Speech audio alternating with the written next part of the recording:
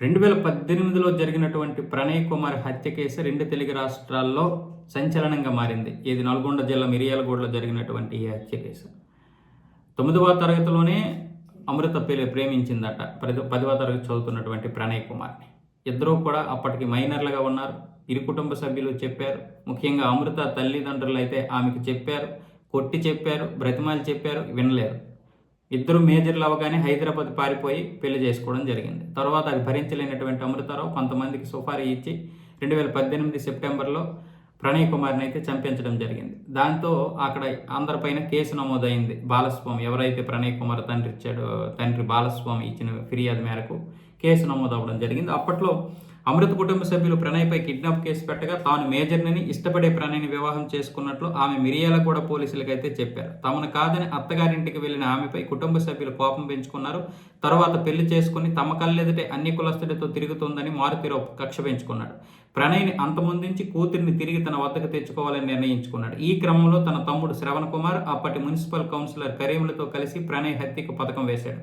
అప్పటికే గుజరాత్ మంత్రి హరేన్ పాండ్యా కేసులో నేరస్తులుగా ఉన్న నల్గొండకు చెందిన అస్గర్ అలీ, మహమ్మద్ అబ్దుల్ భారీలకు కొంత డబ్బు ఇచ్చారు. అస్గర్ అబ్దుల్లు తమకు జైల్లో పరిచయమైన బీహార్ రాష్ట్రం సమస్తీపూర్ జిల్లాలోని జగత్ సింగ్పూర్ చెందిన సుభాష్ కుమార్ శర్మకు హత్య బాధ్యతను అప్పగించారు. ప్రణయ్ హత్యకు 4 సార్లు కుట్ర పన్నినా విఫలమయ్యారు. ఇదే సమయంలో అమృత గర్భం దాల్చడంతో వైద్య పరీక్షల నిమిత్తం 2018 సెప్టెంబర్ 14న భర్త ప్రణయ్, అత్త ప్రేమలతలతో కలిసి స్థానిక జ్యోతి ఆసుపత్రికి వెళ్లారు. అదే అదునుగా భావించిన నిందితులు సుభాష్ కుమార్ శర్మను అక్కడికి పంపారు. ప్రణయ్ ఆసుపత్రి నుంచి బయటికి రాగానే సుభాష్ కుమార్ శర్మ తన వెంట తెచ్చుకున్న కత్తితో ప్రణయ్పై దాడి చేసి పారిపోయాడు. ప్రణయ్ అక్కడికక్కడే ప్రాణాలు విడిచాడు. అతడి తండ్రి బాలస్వామి ఫిర్యాదు మేరకు అప్పటి మిర్యాలగూడ ఎస్ఐ కేసు నమోదు చేశారు.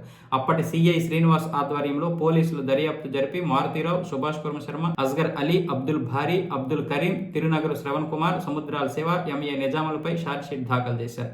అయితే ఇప్పుడు ఈ కోర్టు దాదాపు 5 సంవత్సరాల 9 నెలల తర్వాత నల్గొండ ఎస్సీ ఎస్టీ కేసుల విచారణ ప్రత్యేక న్యాయస్థానం 2వ అదనపు సెషన్స్ జిల్లా కోర్టు విచారణ కొనసాగింది. ఇప్పుడేమొచ్చేసి ఆ నిందితులకి జడ్జి రోజారమణ గారు సోమవారం శిక్షలను ఖరారు చేశారు. హత్యలో కీలక పాత్రధారి సుభాష్ కుమార్ శర్మకు ఉరిశిక్ష, 15,000 జరిమానా, అలాగే మిగతా 6గురికి జీవిత ఖైదు, 10,000 జరిమానాను ఖరారు చేశారు. తీర్పు నేపథ్యంలో జిల్లా కోర్టు భవన సముదాయంలో పోలీసులు భారీ బందోబస్తును ఏర్పాటు చేశారు. ఇది అంటే చాలామంది పిల్లలు అవగాహన లేక, అంటే వయసులో చాలామందికి ఒక ఆకర్షణ వస్తుంది. ఆకర్షణ ఏదో, ప్రేమ ఏదో తెలియని వయసు 16, 15 నుంచి 20 సంవత్సరాల వరకు ఉంటుంది.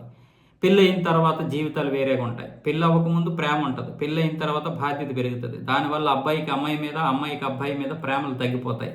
బాధ్యత మీద పడుతుంది.